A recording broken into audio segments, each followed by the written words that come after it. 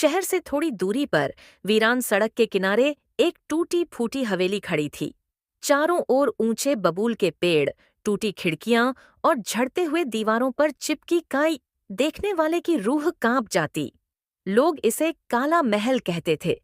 गांव वाले मानते थे कि वहां रात में अजीब आवाजें आती हैं, कभी किसी औरत की चीख, कभी बच्चों के रोने की किलकारियां। कई लोगों ने दावा किया कि उन्होंने हवेली की खिड़की में सफेद साड़ी पहनी हुई औरत को देखा है, जो खामोशी से घूर रही होती है। गांव का कोई भी आदमी सूर्यास्त के बाद उस तरफ जाना नहीं चाहता था, लेकिन रोमांच का शौक रखने वाले 5 दोस्तों की टोली आरव, निखिल, सिया, अनिका और करण ने तय किया कि वे इस रहस्यमयी घर का सच खुद जानेंगे। हवेली तक का सफर यह सब एक ठंडी सर्द रात में शुरू हुआ। आसमान बादलों से ढका था और हवा में अजीब सी सर्दी थी। पांचों दोस्त टॉर्च, कैमरा और कुछ खाने का सामान लेकर निकल पड़े। गांव वालों ने उन्हें बहुत रोका। एक बूढ़ी औरत तो रोते हुए बोली, बच्चों, वहां मत जाओ, जो भी गया वापस वैसे का वैसा नहीं लौटा। लेकिन युवाओं का जोश डर से कहीं ऊपर था।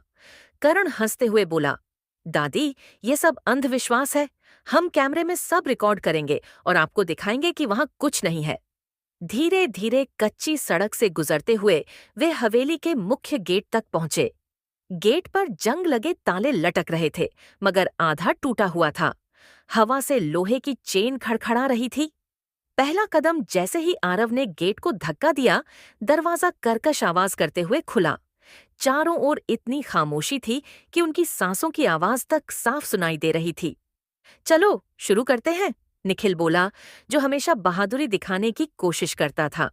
वे अंदर कदम रखते ही ठंडी हवा का एक झोंका गुजरा। ऐसा लगा मानो किसी ने दरवाजे पर उनका स्वागत न करके चेतावनी दी हो।